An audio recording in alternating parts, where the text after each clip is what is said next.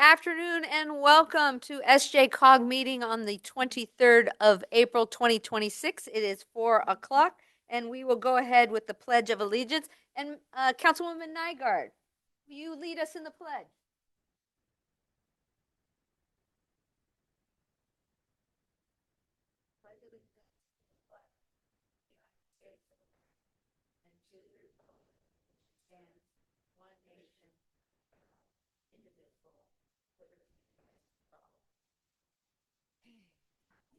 Didn't mean to surprise you there. Okay, go ahead with roll call. Mayor Akinjo, Councilmember Craig Hensley, Here. Supervisor Dollywall, Supervisor Ding, Councilmember Engel, Present. Councilmember Enriquez, Present. Mayor Fugazi, Present. Councilmember Harrison, Here. Councilmember Nygaard, Present. Councilmember Ponce, Supervisor Rickman, Mayor Singh, Councilmember Zuber, Here. Margaret Stevens, Derek Graves, Caleb Brock. Here. We have a quorum, Chair. Wonderful. We are moving on to item 2, recognitions and presentations. We have, is Chris here, Orlando? Oh, back over there. Yes, come on up. San Joaquin Regional Rail Commission presentation from the new CEO of wonderful organization, SJRRC. Well, good afternoon. Good to see all of you. For those I've not met yet, I am Chris Orlando, the new CEO of the San Joaquin Regional Rail Commission and the San Joaquin Joint Powers Authority. So both organizations. Important for that because this presentation you're going to see today actually impacts both organizations. So I'm here today to provide you with an update on the Valley Rail program. So next slide, please.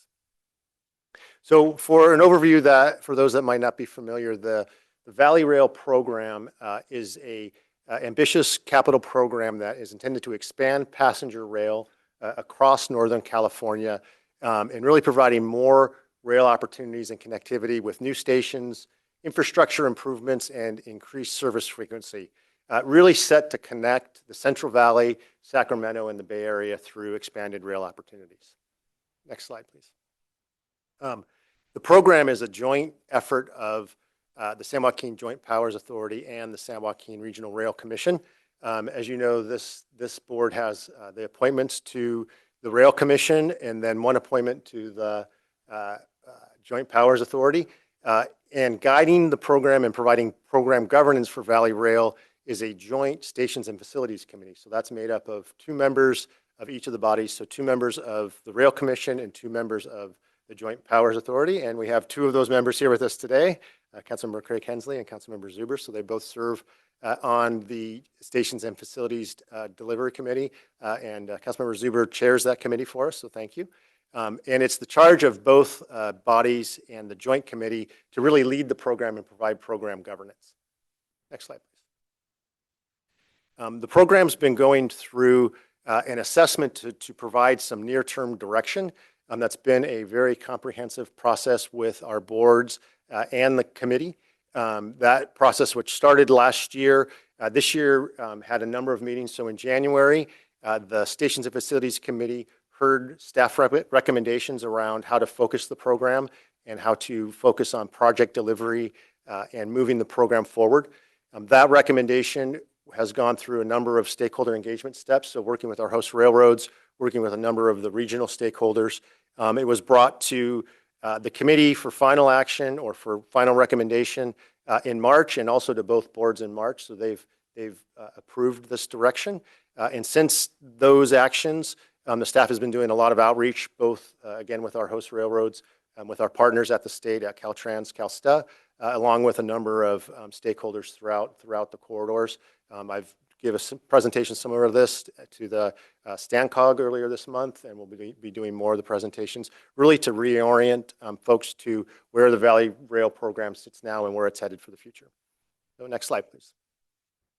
The net of that direction was really around what we're calling focus and progress. So when we say focus, we mean to take the resources that we have to date and the staff time and the staff effort and focus those on a defined set of near-term project to shift resources to those projects and to provide a clear strategy for the other projects in the program around funding and grant identification. The goal of that focus is progress. So with that focus, we plan to move those initial projects into final design, construction, delivery, but then, as we say, most important, start of service. And so that's really what we're talking about. And our team is very focused on not just the final design, not just the groundbreaking, not just the ribbon cutting, but really getting to that point where we can start initial service for the new connections between Sacramento, Stockton, and East Bay. So next slide, please. First, it's important to look at some of the progress that's been made to date. So there's been a number of steps already taken to advance the program. You see there on the left that are things that are already complete. So we've major construction project at the Lathrop Bly Box Culvert. We've gotten new equipment, which is in service today on the ACE service, and we've transitioned to renewable diesel. So all parts of the program that were funded through the state grants and all parts of the program that have already been delivered. In 26 and 27, you'll see considerable progress will be made on other elements of the program. I'll walk through these, but just to give you a sense of, there's a lot of near-term, not only has a lot of progress been made to date, there's a lot of near-term activity coming in the next couple of years. Next slide, please. One of those, a few of those near-term projects are really going to enhance service for the Gold Runner service. So for those that might not be familiar, our Gold Runner service is intercity rail, state-supported intercity rail service that runs between Bakersfield and Sacramento and Oakland. So you can see kind of the rendering of the map here where it provides service. So this is intercity rail, meaning that it runs long distances. This corridor is over 345 miles, so very long. And these initial set of projects, which are delivering between now and 2028, will be adding, moving one station, adding another station. So a new Oakley station, which will provide a new station in Contra Costa County. Track enhancements in the Lake to Escalon area, so in the south, and then moving of the relocation of the Madera station, which in the future will be an important location for the service. Next slide, please. This slide shows the projects and the Valley Rail North. So these are the projects, when we said focus, these are the projects that have been selected for initial focus. So there are 7 projects you see here on the map, the big purple dots.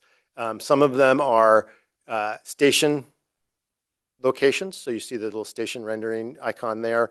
A station and a layover facility in Natomas, as well as several track projects. So you see the track project there at the Phillips siding, as well as Del Paso, and then in the Newark Albury area for the ACE service. So these projects together, initial program of projects, will provide what you see there in the dark purple connection. So it'll extend the ACE service from its current destination or endpoint in Stockton all the way to Natomas in Sacramento. So this is an important extension of the service, and it'll provide a Sacramento to San Jose connection for the first time on the ACE service. This group of projects is primarily funded. We have most of the funding for this group of projects. The only project that we're still seeking funding for is the Newark Albury project there at the bottom purple dot. But the remainder of the projects, due to the refocusing of our current funding, are funded. And so we're moving forward with those projects. And you can see on the next slide, I believe. Oh, wait, before we get to that. You can see on the next slide. Sorry, go ahead, next slide. I got ahead of myself. We're very focused on not just delivering projects, but delivering outcomes. So on this slide, you'll see the outcomes of these initial group of projects. So you'll get well over 500,000 riders, new riders on the service through these first group of projects. That means significant VMT and congestion reduction, as well as significant enhancement to air quality. You'll also see that those stations that we're adding in this first segment really do have significant usage. So in Thomas, Midtown, Elk Grove, all well-utilized stations, and will add significantly to the whole system. So next slide, please. So here you see the timeline that we are setting as milestones for between now and 2031.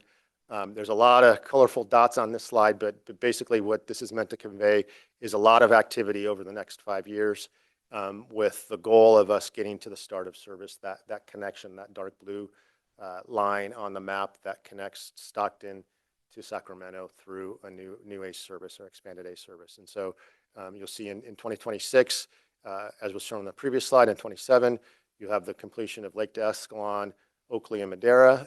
And then in 28, the Midtown Station in Sacramento. 29, the Del Paso and Newark Albury projects, which are track projects. 2030, Elk Grove, Natomas Station projects. And then 2031, the last piece of the puzzle, the Phillips Siding project, which will provide us some double track so we can interact with our freight friends along the corridor and operate the service. So this is what the team is focused on currently and delivering in the next 5 years. Next slide, please. That doesn't mean the overall Valley Rail vision has changed. So we are still working hard on the entire corridor from Sacramento down through Bakersfield and making the whole Valley Rail program move forward. Those projects, and you don't see here, are continuing within an assessment of the staff to prioritize those projects. We're also very actively fundraising for those projects, so actively pursuing grants to fill the funding gaps where there are gaps.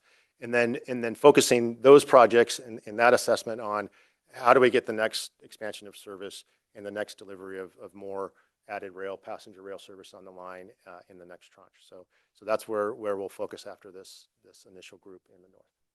So with that, I'll take any questions. Are there any questions from the board? I think I see Councilwoman Craig Hensley. I'm trying to use my little thing. Go ahead. Thank you.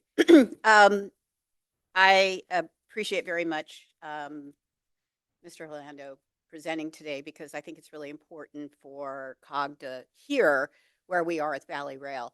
It was a very ambitious project when it started 30 plus years ago.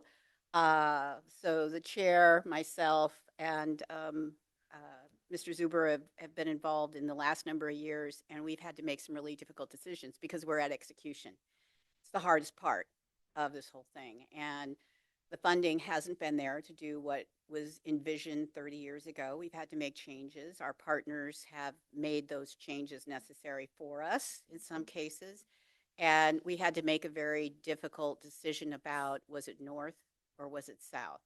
And the facilities committee recommended, the commission accepted, as did the JPA, it's about north because of the ridership. And so it's extremely important we get that completed. There's a couple of projects, my own town included, which is way back on the back burner now. But we make those choices because we look to the greater benefit of the region. And this is a perfect example of where we've done that.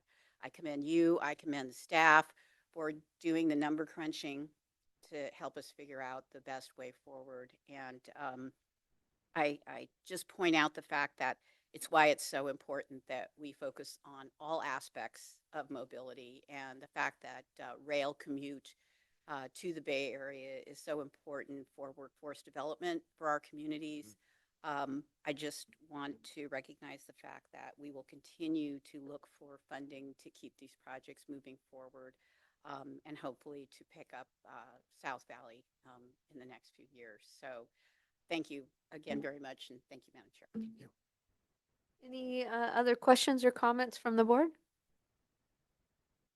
Hearing none, thank you so much. Yeah. The next item on the agenda, I don't think I saw Jordan here for the Move Downtown presentation. Madam Chair. Stockton, since it's regrets that they were unable to have their consultant here for this presentation tonight. Okay, so we will have that on a future meeting. Public comments. Do we have any public comments? No public comments. Moving on to the consent calendar. Are there any items that the board would like to pull? Otherwise, I'll entertain a motion. Madam Chair, may I pull item C? Okay. Any other items? Hearing none. Okay, I have a motion Second. and a second. Grab your handy dandy little clicker. Board members, please cast your votes.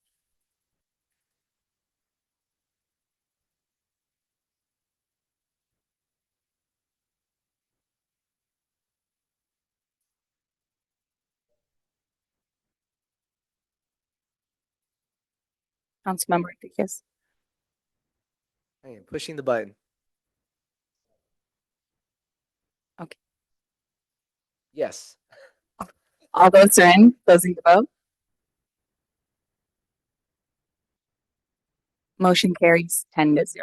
Wonderful. Thank you. So, Councilman Enriquez pulled the approved contract for Civic Spark service year 2026 through 2027.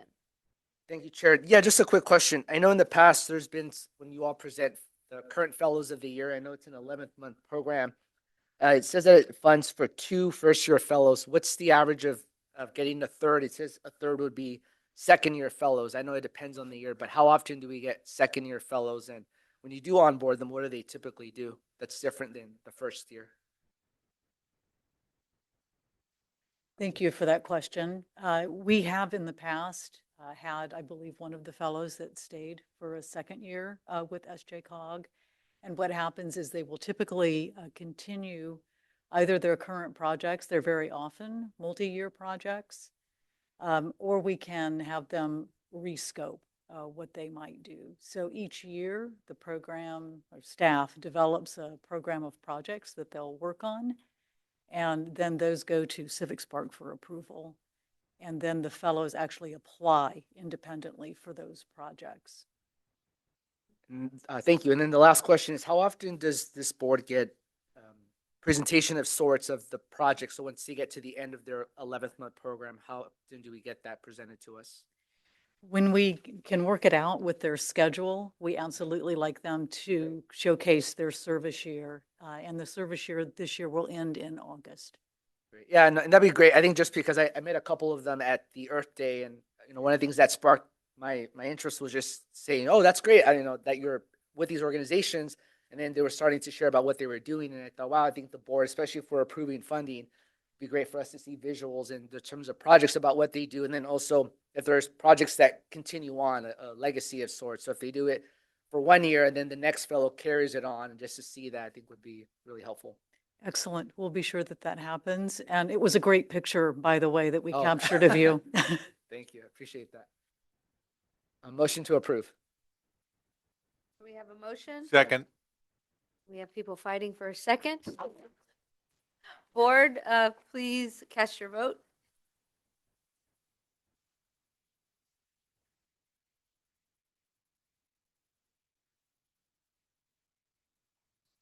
All votes are in. Motion carries. Okay, moving on then to our action items. Action 5A, public hearing for Kaldani White Slough Frontage Road Preserve dedication. Good evening. As required under the Habitat Plan, the Kaldani White Slough Frontage Road Preserve dedication was noticed in the local paper in March and to surrounding landowners in March 2026. The first public hearing was at the Habitat Technical Advisory Committee on Wednesday, April 8th, and this is the second public hearing on Thursday, April 23rd, 2026. Notice is hereby given regarding the following properties: 14209 and 13895 North Interstate 5 West Frontage Road and 13501 North Thornton Road in Lodi, California, APN 055-150-3638 and 39. The vendor is Steve Kaldani, and the price is land in lieu of fees. This dedication is in front of you on the attached map. It consists of the dedication consists of 59 acres of the 435 that is showed on the map above as a row and field crop type habitat easement. The location of the property is along Interstate 5, frontage road south of Highway 12, near White Slough, to the west of the city of Lodi in the central zone. As seen in the attached map, the potential preserve is adjacent to SJCOG Inc. preserves, as well as another preserve from another entity. If dedicated, SJCOG Inc. staff intends to write a preserve management plan to reflect the existing preserve management plans for economy of scale as a row crop type habitat easement for species under the SJM SEP. And there are no enhancements planned on the 59 acres for the preserve dedication. And I can field any questions. Okay, any questions from Yes. the board? Yes. Yes, go ahead, Mayor Kinjo. So when you have the preserve, right? So you moved the animals to that location. What did you? What happens? What is the purpose of having that preserve? Is it in perpetuality, or is there going to be a use down the road, or the Sure. habitat is just left? The landowner is allowed to continue what they're doing, which is farming row and field crop or having irrigated pasture on the easement. And we use it to offset development impacts within the county for habitat. So if a development comes in and impacts agricultural habitat land under the habitat plans, purview zoning type ordeal, then we offset those impacts by development with a habitat easement outside of the development area within the county.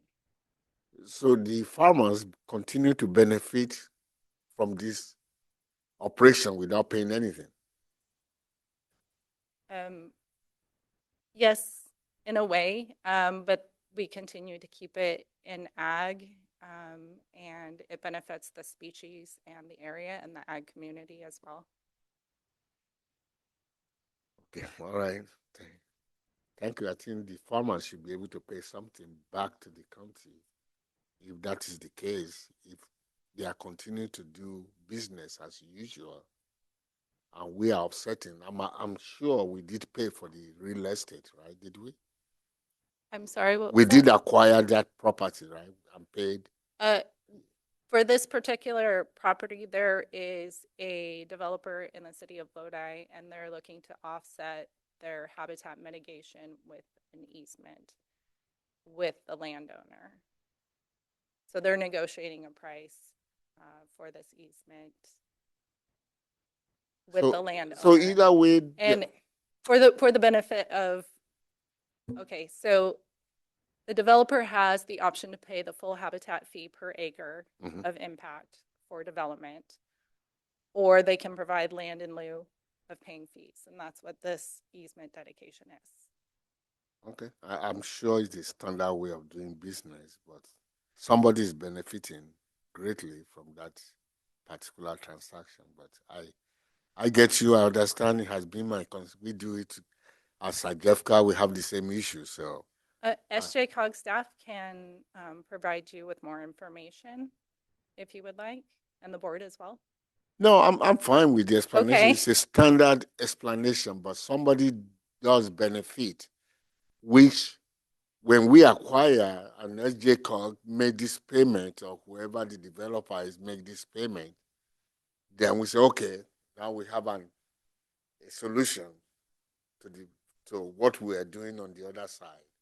But if you look at it carefully, the farmers are still, we grow rice here on Marsh Lane, I think, at the end of Marsh Lane. It's just, if I tell you how much we acquired those property, but guess what? The rice is still being growing as I'm speaking to you now. And we don't have no access to revenue, what tonnage of rice that are being grown. But when we were trying to get something done at the slough, these are the conditions that we always run into. But I get it. That's the way the state does does business. But we need to start to, money is getting tight. Yes. And we Mayor, need to- Mayor yes. Kinjo, through the chair, if I can ask Steve Mayo, the Habitat Program Manager, to come to the podium. I think it's important to clarify the San Joaquin County Habitat Program and specific to the benefits. I know, Mayor, you said someone is benefiting, and we want to make sure that it's clearly understood what those benefits are.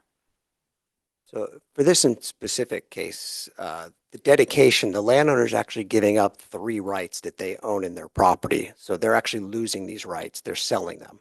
So the landowner may be getting some money, but they're giving up 3 specific rights on their property that they will never control again. It actually goes to our agency. And that's part of the agricultural stick, the development stick, and surface entry. So they're losing those rights for whatever money they're getting paid by the developer. The developer is offsetting their impacts under the plan for loss of habitat species may use within our permit term by dedicating this. But the species now have another place they can use that will always be in perpetuity for them to be able to forage in, because this is a foraging facility type. It's a row and field crop property. So everything balances out between the way it works.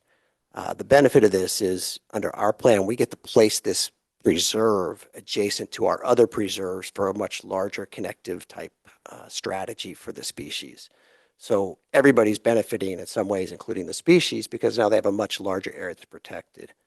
But I do understand what you mean about the March Lane, Sajafka on that property, because there are conditions and restrictions put on that property once this is done, which is what the landowner will have to deal with. So they're not actually gaining a lot. They are getting money, but they're losing a lot of rights as well.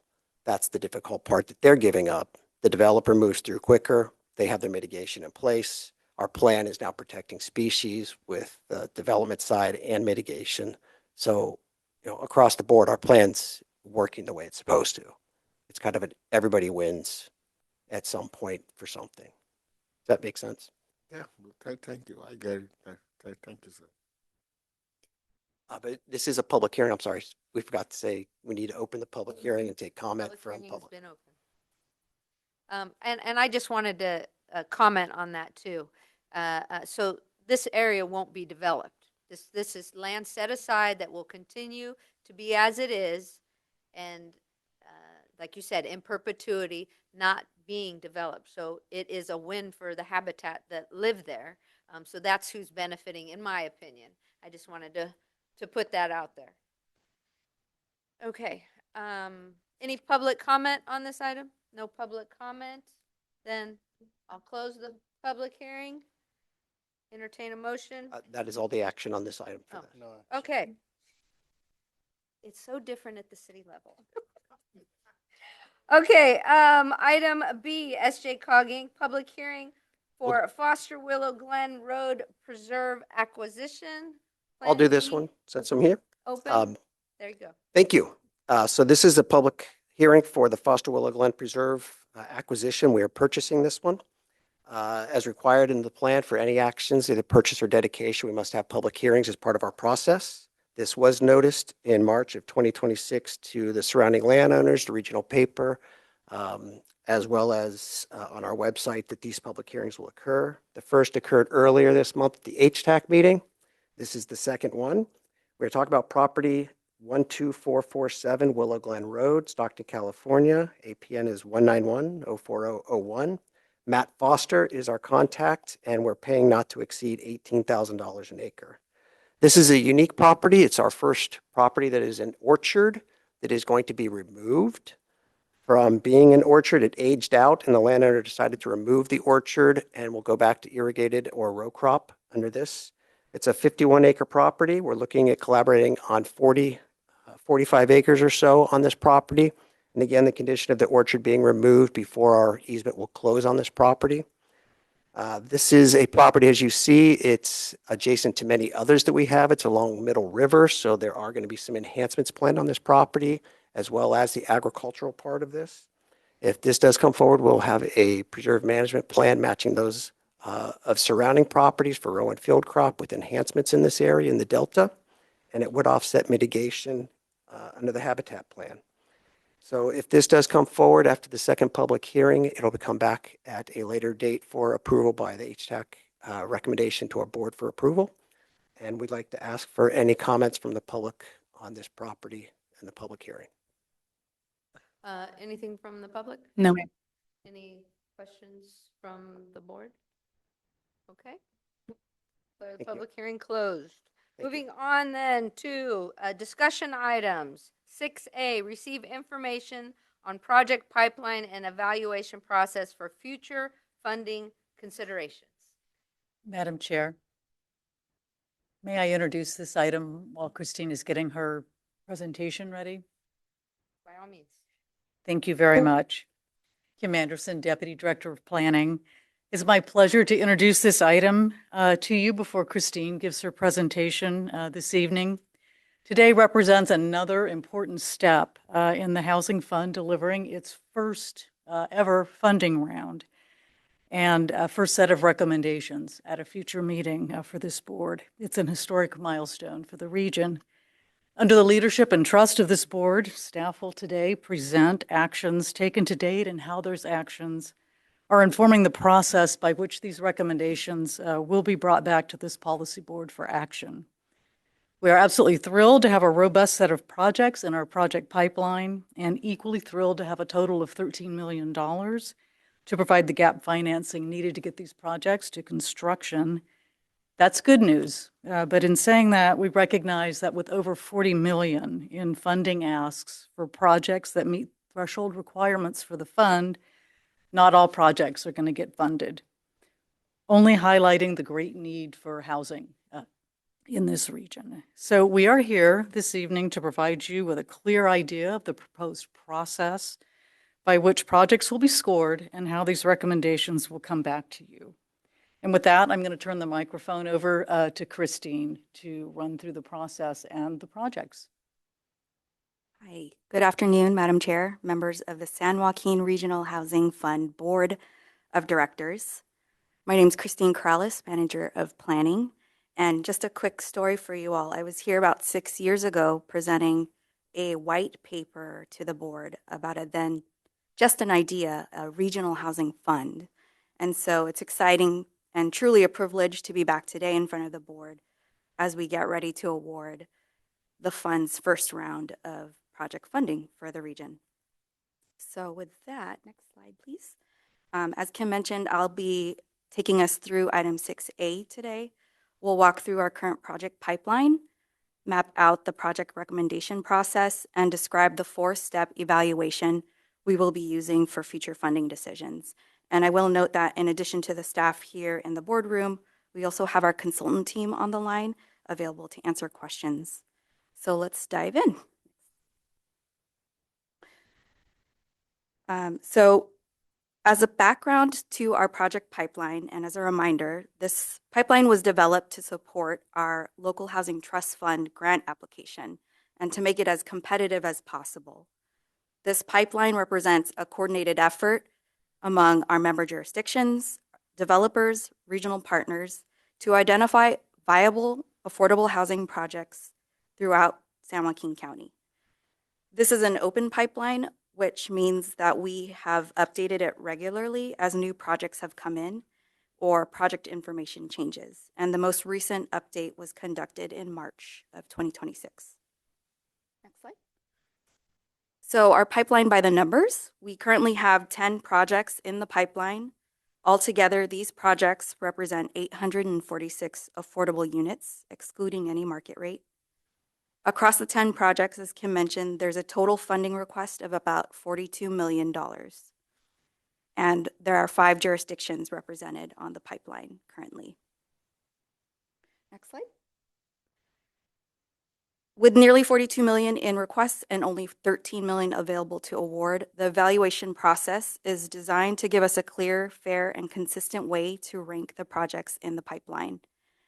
And the project scoring criteria, which were adopted by the board at the March 2026 meeting, reflect the funding requirements across the various sources of funding we currently have in our funding pot. And a detailed summary of that is included in your staff report.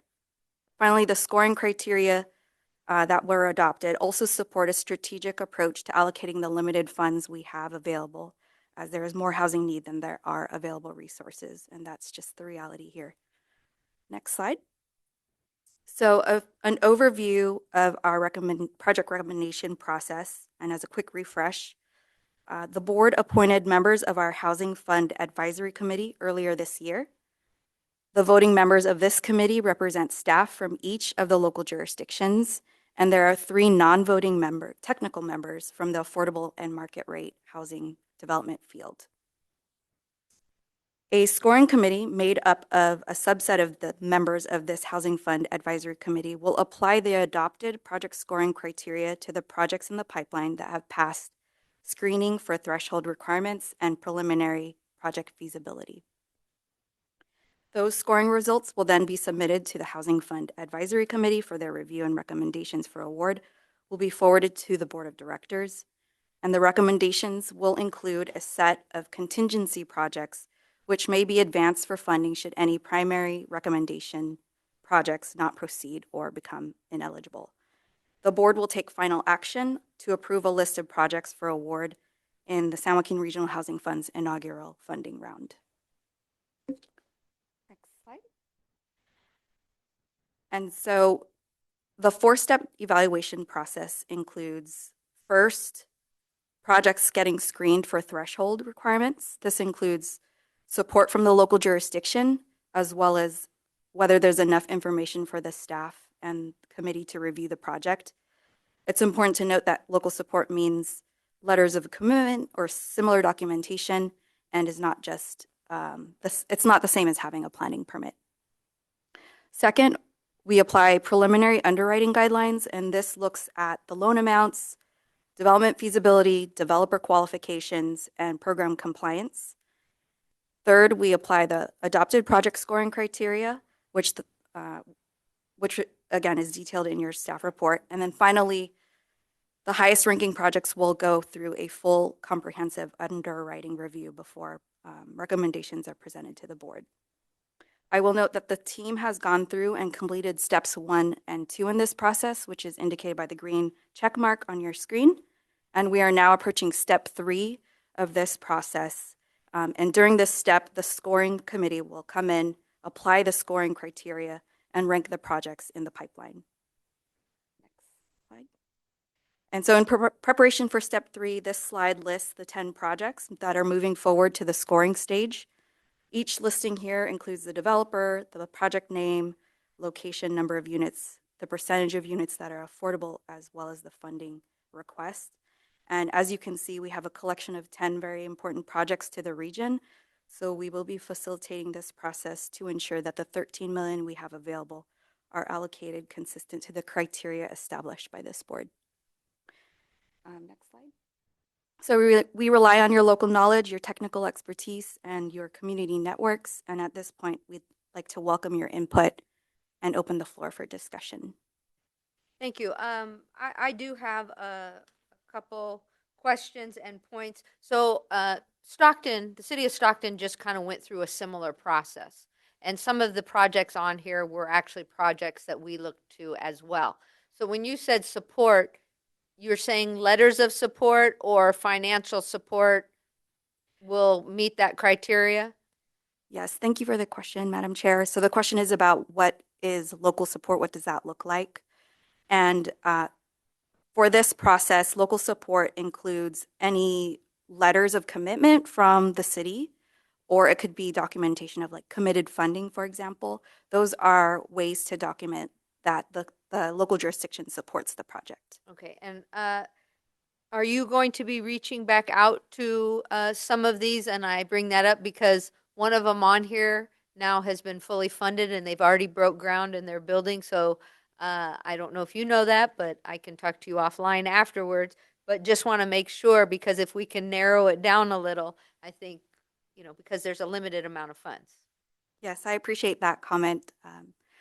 And yes, I think we were aware, or we were made aware at our advisory committee by the member from Stockton that there was a recent award. So there is a little bit more information that we're seeking from the developer, and the list might change quite slightly depending on the outcome of that review. Okay, great. Yes, Councilwoman Craig Hensley. Thank you. If you can go back to the slide, we can go back to the slide that has the projects listed.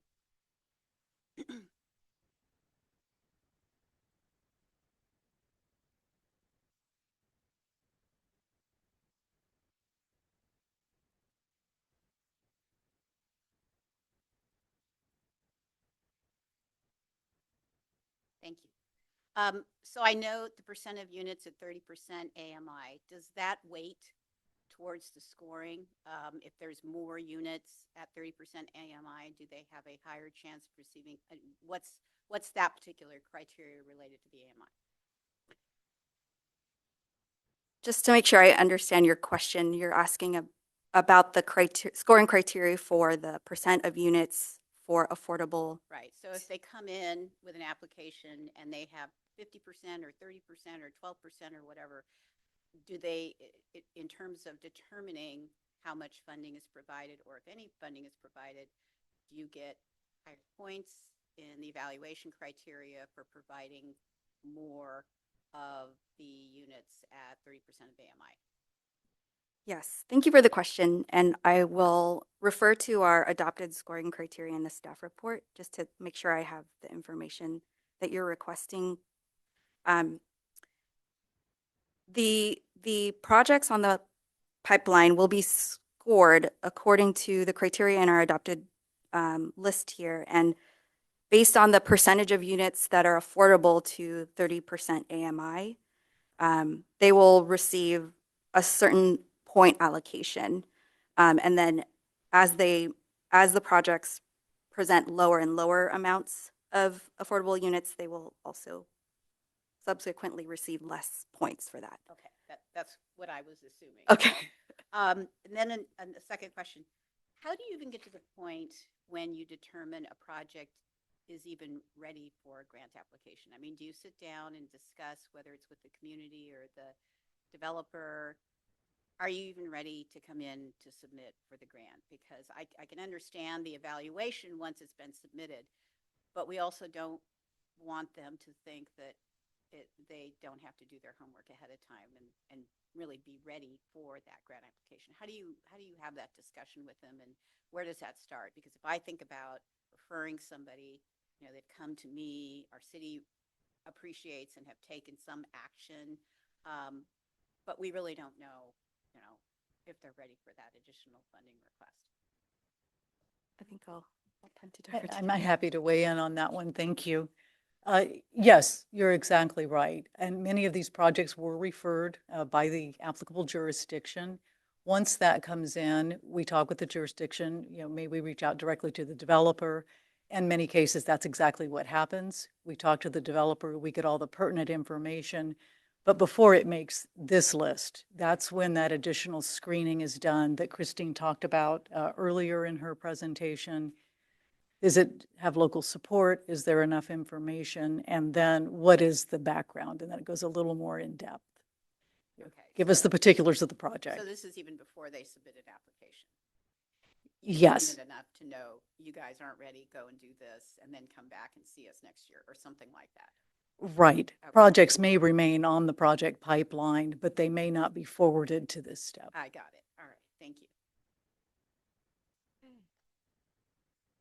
Back to the list. Councilman Engel. Thank you, Madam Chair. Hi, Christine. Hi. So I think in the last comments, my initial question was answered. I was hoping to elaborate a little bit more on the scoring system, but I think you did that. So thank you. Can you help me get a better understanding of how we're ensuring the funding benefits the entire region? Yes, absolutely. Thank you for that question. Geographic equity is an important component of our scoring criteria. And so in our scoring criteria, we look at projects across the region. However, if there are multiple projects in one jurisdiction in particular, we will rank those projects within the jurisdiction and award points to the highest and the next highest project, and they will be allocated less and less points going down the, I don't know if I did that right. Kim. Yeah, and that's exactly one of the criteria. So geographic equity, if that was the thrust of the question. But I think the other question was, are we ensuring that we're looking region-wide in order to cast the widest net? And that is absolutely the case. Councilman Harrison. Thank you, Madam Chair. With so much need in our region, when can we expect the next round the funding to occur? Thank you for that question. And what we had hoped with establishing the Regional Housing Fund was that it could attract more funding.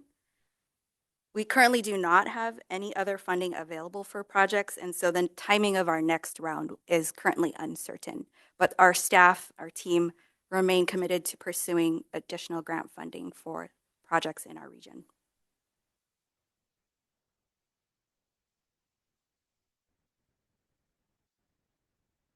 Mayor Kinjo?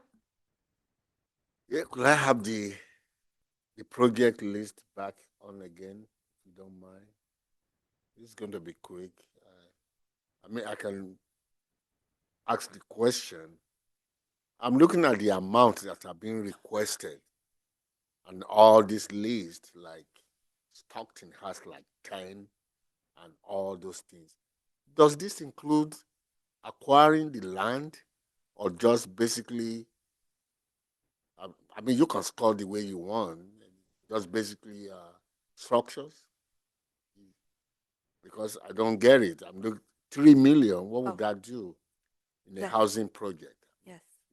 Thank you for the question, Member Akinjo. The projects that reach this stage of the evaluation process are projects that are nearly ready to begin construction.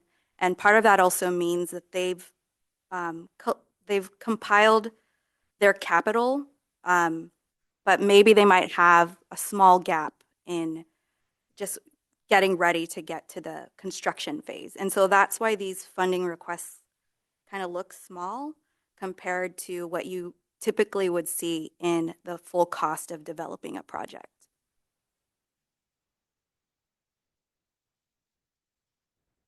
Are there any questions from the public? No, ma'am. Seeing none, thank you so much. Moving on to the next agenda item, 7A. Notify partners of Measure K renewal, bicycle, pedestrian, and safe routes to school, non-competitive. It's Madam Chair, that's 6B.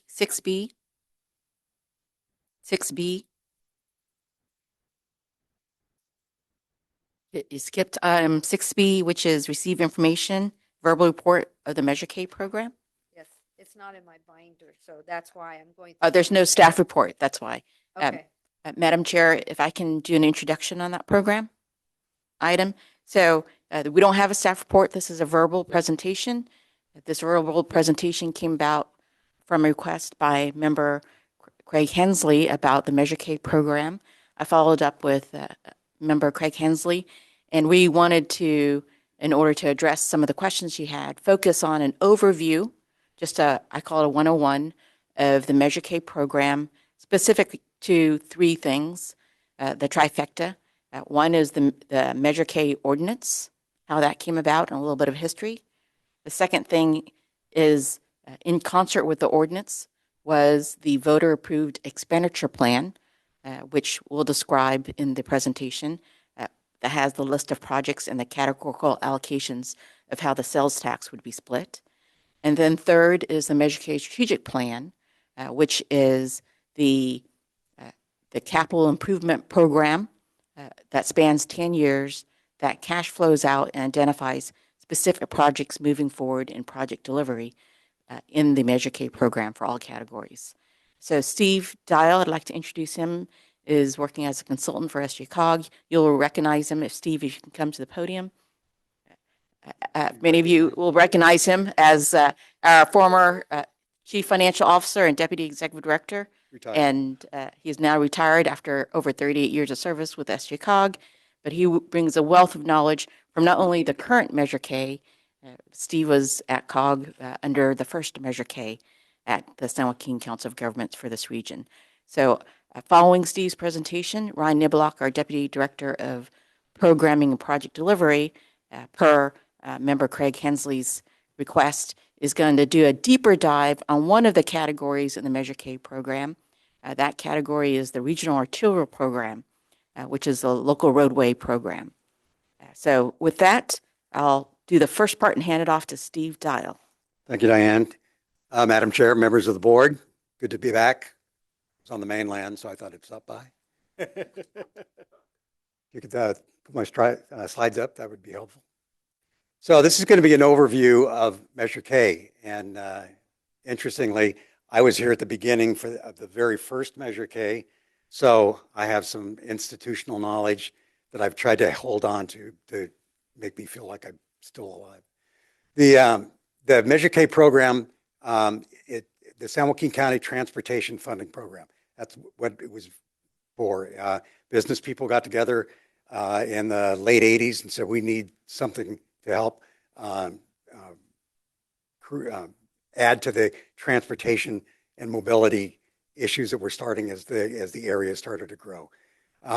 Measure K is a half-cent sales tax. It's dedicated to transportation, and it's administered by you folks. Next slide, please. In 1990, it passed with 61% of the voter approval.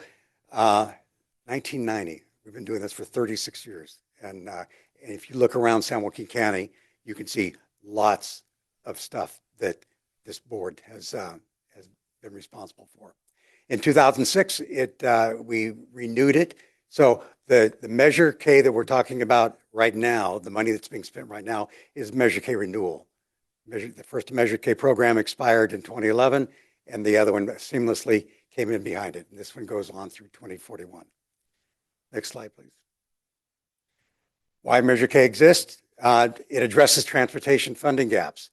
It supports roads, transit, and safety improvements, and responds to regional growth and demand. Again, back in the late 80s, there was a tremendous amount of growth that was happening as people were moving to the area from the Bay Area, and the demands on the transportation system were not being met because of funding issues. Next slide, please. What does it fund? It funds local streets and roads. Every one of the cities in the county receives a portion every quarter of the sales tax dollar, which goes to local streets and roads and safety. It also pays for highway and congestion relief projects. Transit, bus and rail, railroad crossing safety, and bicycle and pedestrian improvements. Next slide, please. This pie chart shows how the Measure K dollar is divided. The big blue pie slice is for the congestion relief program, and there are actually two parts to that. One is the state highway program, and the other is the regional program. And then the passenger bus and rail is divided into a number of programs. You've got passenger rail transit, you've got bus transit, and then there's bus rapid transit capital, bike and ped, and safe routes to schools, and more BRT.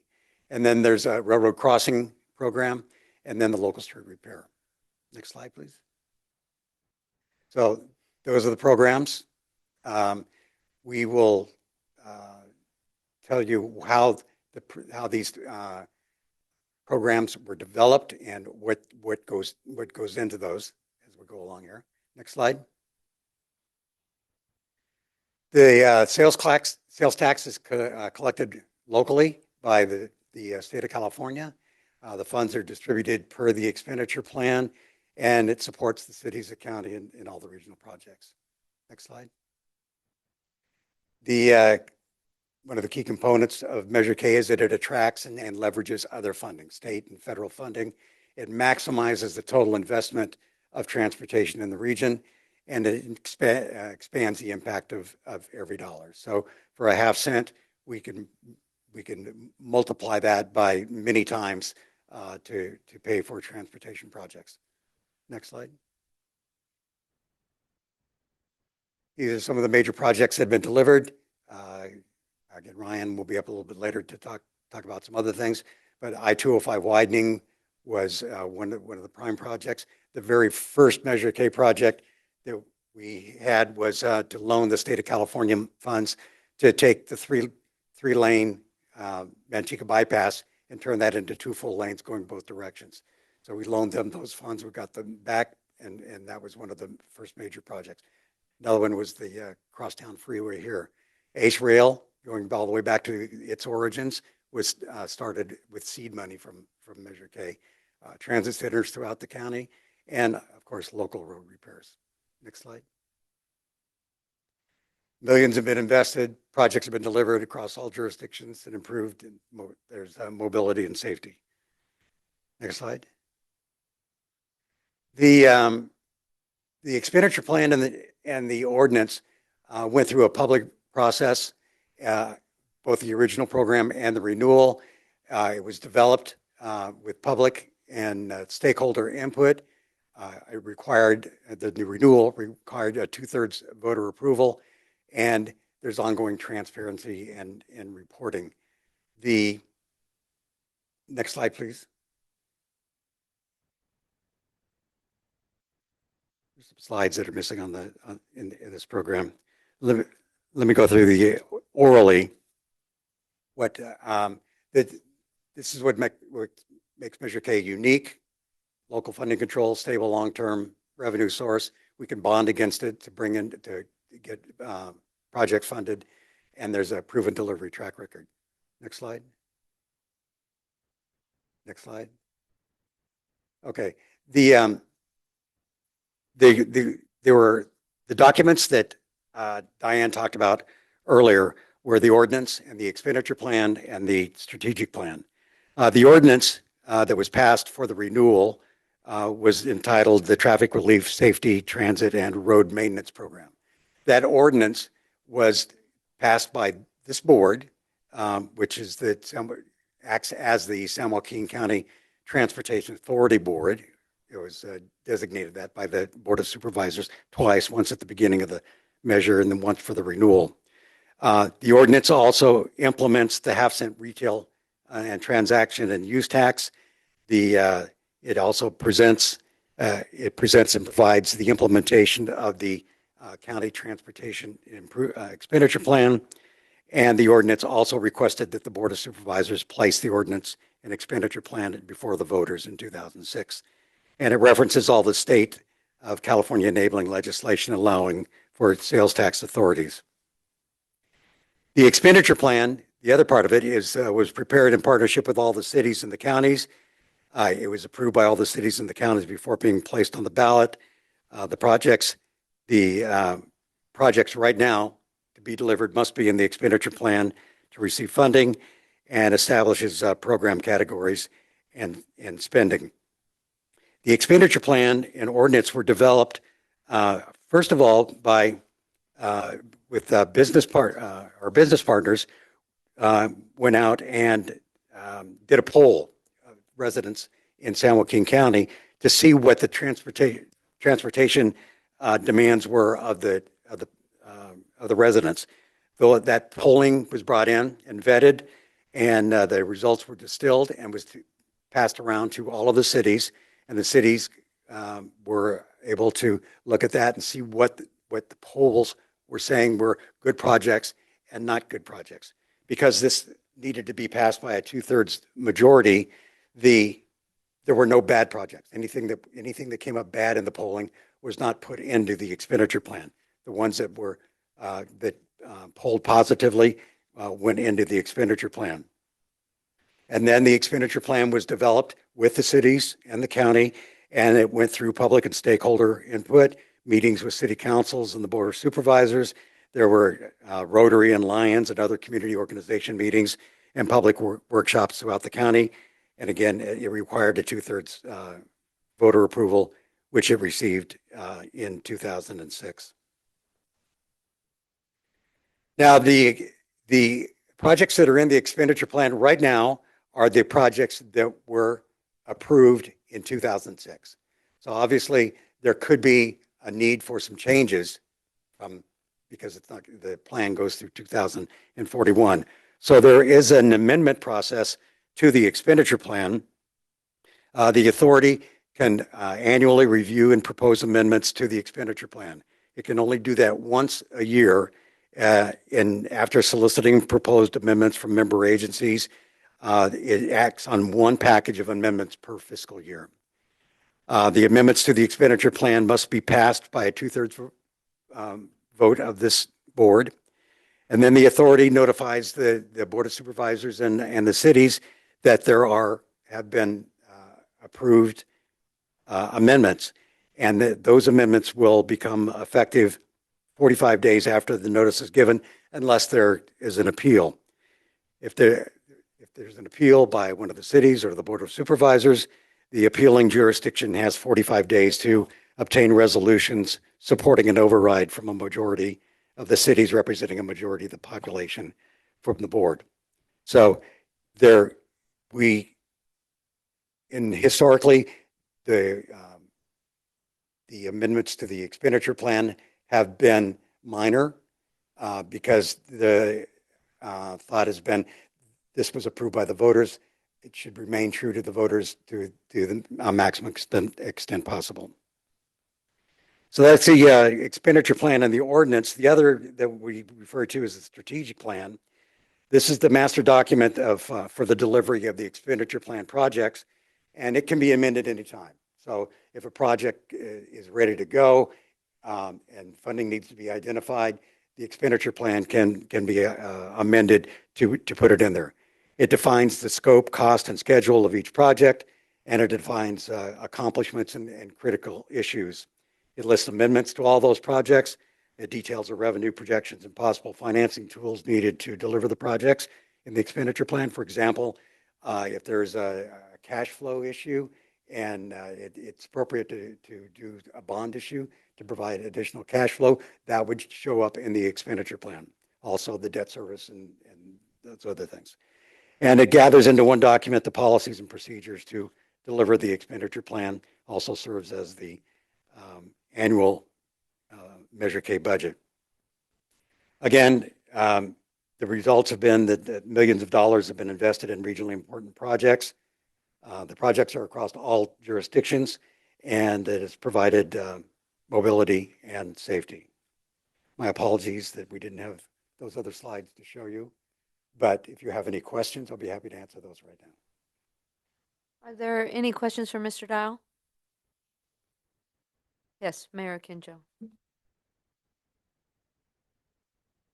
Good to see you, Mr. Dale. Thank you for Good seeing you. coming here tonight. This is a good way of looking back and to see what is happening with Measure K and the historical perspective.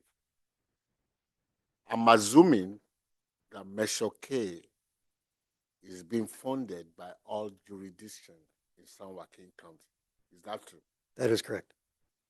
Why is it then, apart from the major funding, major project, why is it that there are some jurisdictions that are claiming overall perspective that it should be my project first?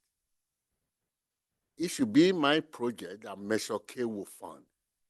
You know, I'm really, now that I understand what is going on behind the scene, based on your historical things, money of this project now needs to be scrutinized well into the real details to see if other jurisdictions are not balanced with San Joaquin County, the way Measure K was funded and the way Measure K was designed to function.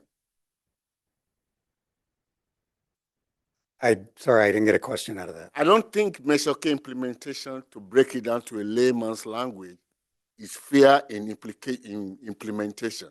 I think there are some jurisdiction that weighs more on Measure K than the rest of You're it. saying that it's not being administered fairly across all the jurisdictions. That's correct. All jurisdictions have the opportunity to propose projects into the expenditure plan. And there are also carve-outs for transit and rail and bicycles and things like that. So that mixture of projects and the amount that's going to streets and roads and amount of transit and state highways and regional arterials, all of those were vetted through a public process. This board took all that, took it out to the cities and the county, took it to public work or into public meetings and said, this is what it is. And it was deemed fair. It was geographically equitable Everybody got it. Escalon gets it. Lathrop gets it. Stockton gets it. Everybody gets it. So the amount that goes into it is what was negotiated and vetted when the expenditure plan, the ordinance was originally designed in 2006. So if you don't think that you're getting enough, then you should contact COG staff and tell them what it is that you think that you're not getting, because this is the program that this board in 2006 approved after it went through and it was approved by every county, every city in the county, and the board of supervisors.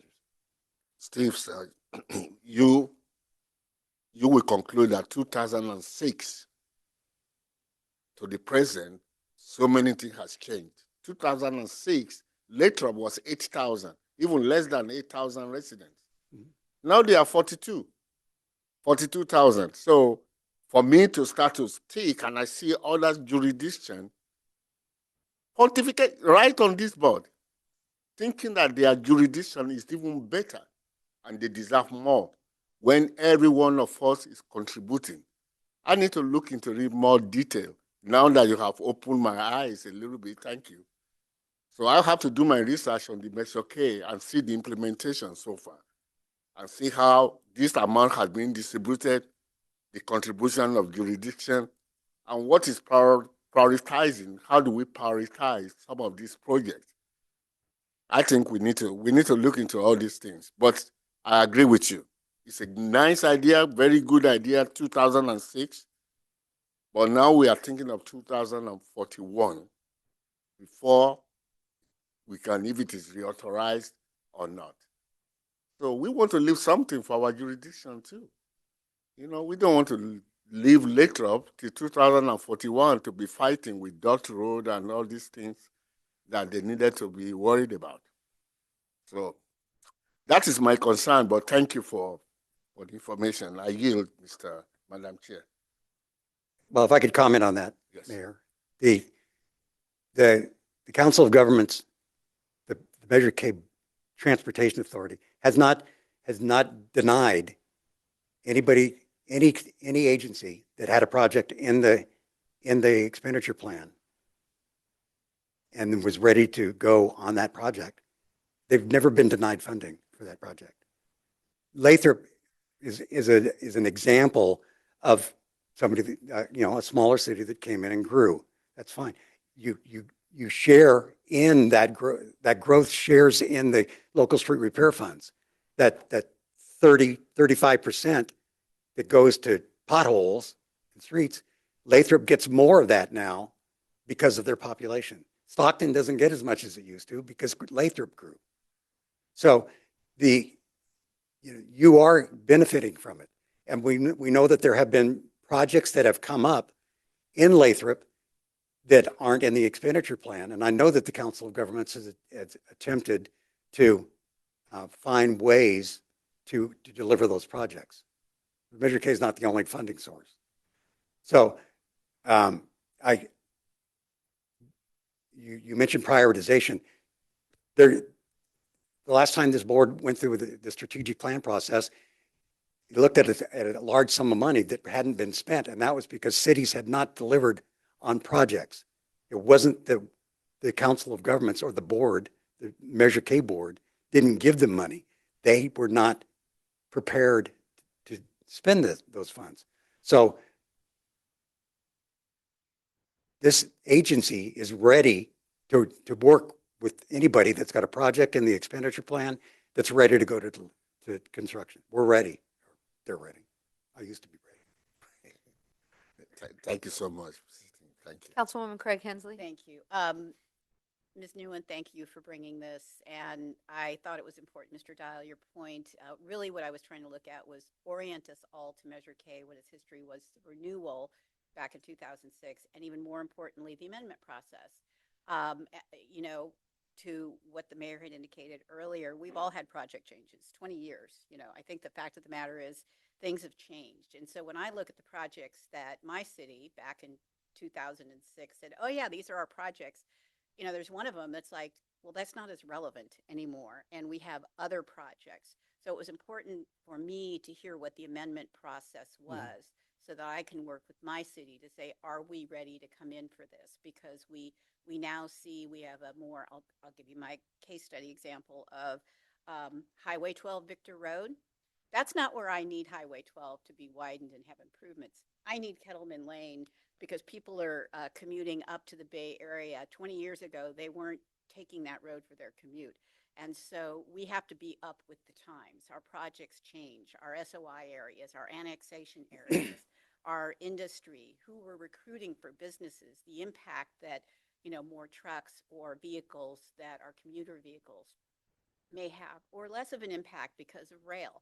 So that's why making the point of really sitting down with staff and understanding with our own city staffs, understanding, do we need to go in for an amendment process? Because to your point, this is through 2041. You know, we may have annexations areas coming in that we need to plan for. So that's why I wanted this out here, because I wanted each of the communities to understand you may need to take a second look and decide if you need to amend it for a much more viable project that you're trying to get funding for, and you just really want to be in that strategic plan, and you want the ordinance to be reviewed. And I don't want to misstate this, because I think we passed the ordinance, but it's up to this body to make a determination if we amend the priorities in the plan. Is that correct? Or is it an ordinance amendment we would be doing?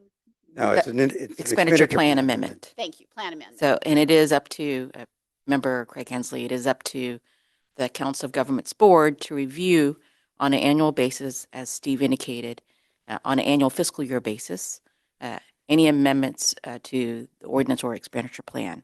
And the amendments have been to the expenditure plan, the list of projects primarily. Tweaks, because it is a 30-year sales tax. That's what we experienced in the first Measure K.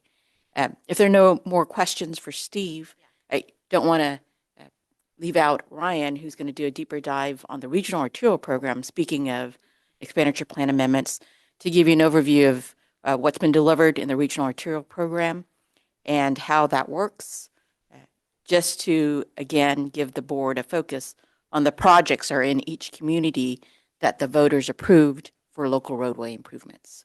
Thank you. Thank you, Steve. Thank you very much. Ryan Niblock, Deputy for Programming and Project Delivery. Before I jump in, I just want to make one quick comment to hopefully put Mayor Akinjo's mind at ease a little.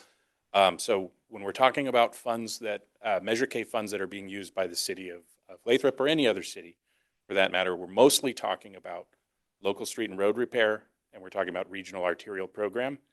Both of these programs distribute funds on a population basis, which is updated annually. So your proportion in 2011, when the program started, may have been smaller. It's larger now. We know that the city of Lathrop has been one of the fastest growing cities in the state. You're receiving a larger proportion of Measure K in 2026 than you would have in 2011. So it grows with your population. Aside from that, what I'm here to do is shine a bit of a spotlight on what has been completed and what is ongoing, specifically in the regional arterials program of Measure K, as this is generally the larger projects that each of the cities are tackling. So I did want to cover projects that are complete. So this is a listing. In San Joaquin County, we had the Lower Sacramento Road widening. Wanted to point out that this project actually has a twin project in the city of Stockton. The city of Stockton has its own Lower Sacramento Road widening project that will connect to this in future years. The county has already completed its portion to widen to manage flow out there. Next slide. The city of Escalon also completed its McHenry Avenue widening, which was part of a McHenry corridor-wide set of improvements, which includes projects for the county and actually some McHenry extending into Stanislaus County over the Stanislaus River. But the city of Escalon has already completed its portion of the project, and you can tell by the photo some time ago. Eagle-eyed viewers will see a Chevy Astro van in there, so that might tell you when this project was done. Next slide. The city of Lodi, through the Regional Arterials Program, completed its 99 Turner project, which introduced a roundabout to manage speed queuing and collisions in the area. Next slide. We also had the city of Manteca complete its Louise Avenue improvements, which widened a highly congested road while adding bicycle facilities. Next slide. The city of Manteca also completed its State Route 120 Union diverging diamond interchange. This was actually quite innovative, opened just a few years ago. For anyone who's been out to this location and gone out to Bass Pro Shops, you know that you go into some contra flow lanes where you're ending up driving on the left side of the road, and this cuts down on a number of conflict points and a number of collisions in the area. But I believe it was the first of its kind in the state. Next slide. The city of Ripon, through the Regional Arterials Program, completed the Stockton Avenue improvements, which offered significant reconstruction through the area. Next slide. The city of Stockton completed the Hammer Lane widening, which manages traffic flow on this roadway, along with some significant pedestrian facilities improvements. One more. The city of Stockton also completed its Thornton Road widening, which, similar to other projects, widened the road while adding bicycle facilities. Go to my last slide. These are the remaining projects that have been completed under the Regional Arterials Program. I'm not going to go through each one of them. I would have if we had a photo. Many of these were before drones and good photos. So these are the projects that have been completed under Measure K's Regional Arterials Program. We have 4 current projects that are underway in the region, drawing down on Measure K and moving forward. They include the city of Lodi's Harney Lane widening, which has completed its environmental and continues forward momentum. The city of Manteca has 2 projects that are in design. Those are the State Route 120 Airport and State Route 120 Main Street interchanges. So those are on their way. And the city of Tracy has its Coral Hollow Road project moving towards construction. There are many other projects in Measure K Regional Arterial, but we wanted to shine a spotlight on what's been completed, as the catchphrase of Measure K is promises made, promises kept. So with that, I'm happy to take any questions about what's going on in regional arterials or otherwise. Any questions for Mr. Niblock? Oh, Ms. Nygaard, Councilwoman Nygaard.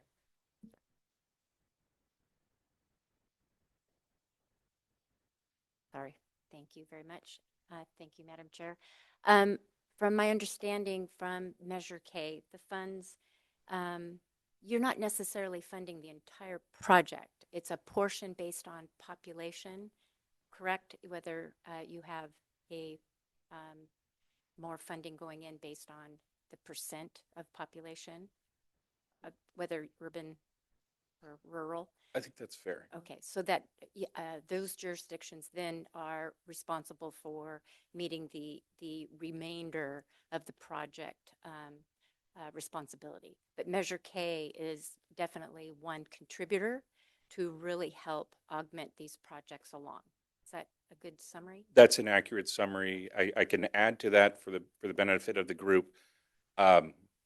When you take a look at how much money is generated, anticipated to be generated in Measure K over a 30-year period, and you look at the 32% that goes to congestion relief, 40% of that goes towards regional arterial projects.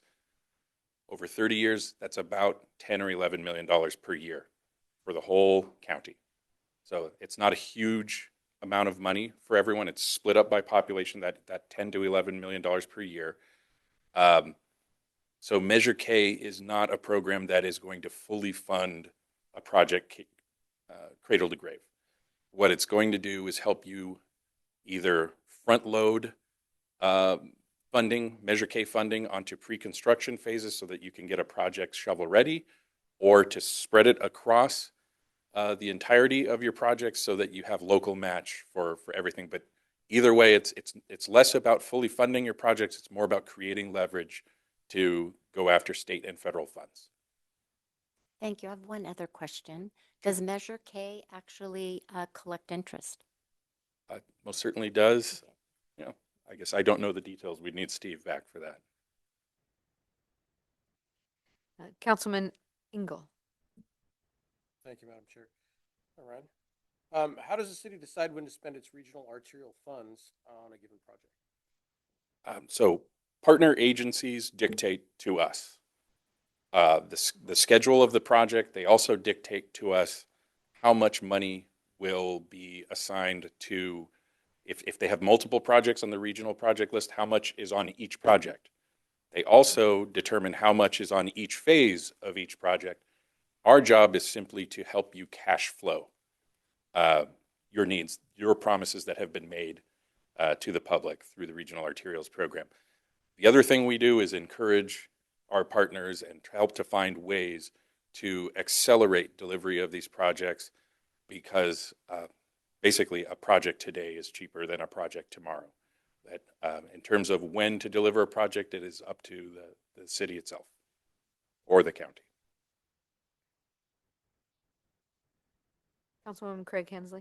I think you answered the question for me, but what I'm hearing is that pre-construction, obviously, design, planning is part of the funding. You can make a request for that.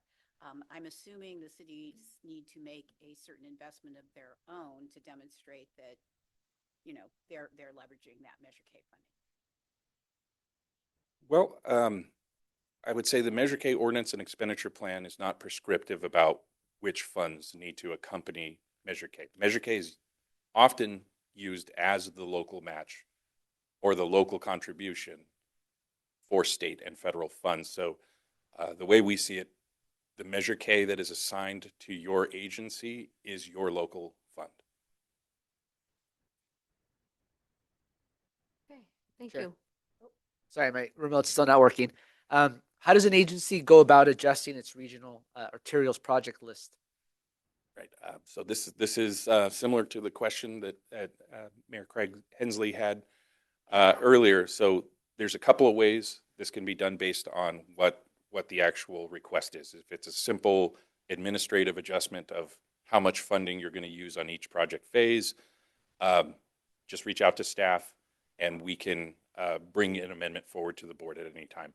If it is a wholesale change to your list of projects, to remove a project that's no longer a need or a priority and introduce a project that is a new need or a higher priority, it would be to participate in the annual ordinance and expenditure amendment process and bring that request to the board so that the board can provide direction to staff on how to proceed. Okay. Public? No, ma'am. Okay, thank you. Thanks. Item 7, is there any board member that wishes to hear more on one of those items? Hearing none, we'll go on to item 8.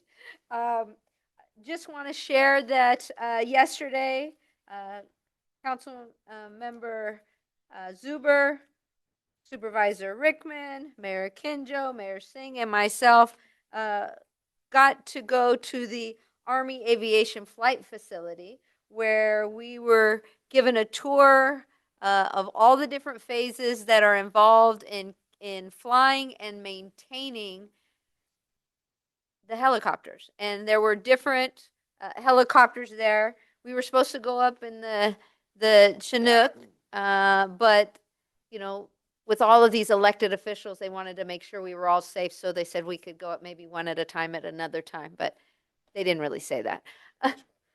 Yeah, Mayor Singh. I'm going to say that out loud. Anyway, but it really was interesting, and it only further reinforced how important it is that we have, in my opinion, we have CTE programs. The number of mechanics, the skill set that they need at different levels. When we went into different departments, there was a different skill set that was required in order to do that job, which is very important in order to fly those helicopters. And they seat 33 people, but they actually have used those helicopters to fly in to where there's a fire and save people. And they loaded up over 100 people on one of these helicopters. So it was standing room only, because there's like I said, 33 seats on those helicopters. And then they had to go back and pick up another group. But to be able to deploy right from here in Stockton, be able to employ right here in Stockton, a number that we spoke to, born and raised here in Stockton, or surrounding cities. I don't want to leave anybody out. Yes, surrounding cities. So it was a real treat, and I did not know that we had that. I knew that we had some other mechanics somewhere on that site that will remain unnamed. Uh, but again, those pathways, it's so critical that we are training that workforce to be able to go into doing these type of jobs. So I'm excited when I hear about CTE. I'm excited when I hear about bringing shop class back to high schools. College will always be there. If you want to go to college, it's there. But having those skills, gaining those skills, and being able to go right into the workforce has its draw as well. And so that's the only thing I had to report out on. Any board members wish to put in their comments? Mayor Kinjo. Well, let's thank SJCOG staff for at least arranging those kind of educational trip for us. The first thing I did is ask my neighbor if they know if I said even any army helicopter in our area. He swear and deny that there shouldn't be any. And I said since 1947, yeah, those things has been happening in Stockton since 1947, and only few people know up till now. So it was very, very exciting. So thank you, Joe. Is that Joe? Oh, thank you, Joe, for leading us into those kind of environment. And like the chair said, this is the time. If you can get people to the moon, we are not even talking about the atmosphere. We are talking about just the helicopter. Get the children involved. Let them learn how to maintain, repair skill. You know, what's that thing they call Roblox? And all those things that children like. We saw it yesterday. We saw it. If you know how to play with your hands and stuff, and you can machine tool something, they make tools and fabricate stuff right here in Stockton for aircraft mechanics. So thank you so much, Madam Chair, for bringing that up. Madam Chair, may I make a comment? If I can, I don't want to embarrass Joel, but if I can have him stand up, the thanks should go to Joel Campos. Many of you know he is a member of staff, but he is also an active member of the National Guard, and he made that connection for us. And we always feel privileged to have a member of the National Guard on the staff. So thank you, Joel. Thank you. Thank you. And they did say that they would love to do more tours there of people that are interested in aviation or interested in mechanics. 20 people is what they look at, and it's about an hour and a half a tour of the facility. But if you know of anyone, know of school, I'm thinking probably for next year because this year's almost done. But they're there and they really want to share that information. And they even said that they had a senior group that went there and they didn't expect it. And they had people actually with their walkers that went in. And yes, so they are open to anyone that is interested in seeing what they do out there. So moving on then to our ex officios, we'll go ahead with Commissioner Stevens from the board. Thank you, Madam Chair. I just have two quick things. One thing our director just wanted to point out, the local news is sort of misinforming. The Port of Stockton does not have any cargo stuck in the Persian Gulf right now with the Strait of Hormuz. Our dry fertilizer has already been delivered for this planting season. Our liquid fertilizer has been a problem since the Ukraine conflict, and that's due to EU sanctions on Russian products. And our main issue with right now is the price fluctuations. The war has doubled the price. And so the shortage is not happening right now, but it might happen in September. If countries who are do business with us, might find a better price, and then we might end up with a shortage. So I just wanted to point that out. And then the last note is that we are making progress with the design of the EPA Clean Ports infrastructure design.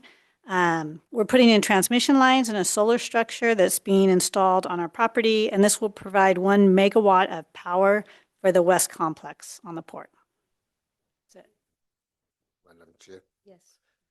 So thank you, the Pulse. Yeah, you came up yesterday too in our tour because the Stockton Port, there's a gentleman there that was looking at what we've been discussing about how Stockton Port has a place at Shapi Army Depot and stuff like that. So he came up for discussion. So continue to We're working on it. work on it. So Yep. we are here to support you. Thank you. Thank you. Okay. So moving on to Caltrans, Mr. Brock. Thank you, Madam Chair. Caleb Brock, filling in for Grace McSire. I'm the Deputy District Director for Planning, Local Assistance, and Environmental Support. 2 funding opportunities and a handful of announcements today. So one, CalSTA released its call for applications for the Transit and Intercity Rail Capital Program, also known as TIRSIP. $900 million available funding for that program. Applications are due May 14th. And the 2027 Active Transportation Program, also known as ATP, Cycle 8 is now open. Applications are due June 22nd, and there's about $574 million available, made up of federal, state, SB1, and state highway account. On to the announcements. So the Caltrans Division of Local Assistance, Office of Environmental Compliance, is pleased to bring back the virtual office hours to help agencies and tribes and partners with any NEPA compliance for their local assistance projects. If you have any questions or need assistance with that, you can reach out to Parminder Singh. He's our District 10 local assistance lead. Earlier today, we had the Caltrans Workers Memorial. Each April, Caltrans honors its fallen employees and statewide workers. It was a wonderful event at the River Walk Park in West Sacramento, and the weather was beautiful. If you're interested, on the Caltrans website, we have, you can watch today's as well as the previous year's Workers Memorial. Next is the May is Bike Month event. So this year we're hosting again our regional event on Wednesday, May 27th from 10 a.m. to 1 p.m. And that's going to be at the Virginia Corridor Trail next to O'Brien's Market in Roseburg Square in Modesto. And in March, the California Transportation Commission allocated $848 million. And there was 2 projects in San Joaquin County that received funding. So one is for $1.9 million for SJCOG to support Phase 1B of the State Route 99-120 connector project. And the other one is $375,000 to support San Joaquin County's State Route 88 pavement anchor project near the community of Lockford. The funding will be used to support costs for repair of 22 miles of pavement, lengthening the merge lanes, ADA facilities, and reconstructing rumble strips. And then lastly, Caltrans is doing encampment removals in San Joaquin County, April 20th to the 23rd in Manteca and Tracy. That concludes my report. Thank you. 3 seconds to spare. Thank you. Moving on to item 11, Executive Director's Report. Thank you, Chair Fugazi and board members and members of the public.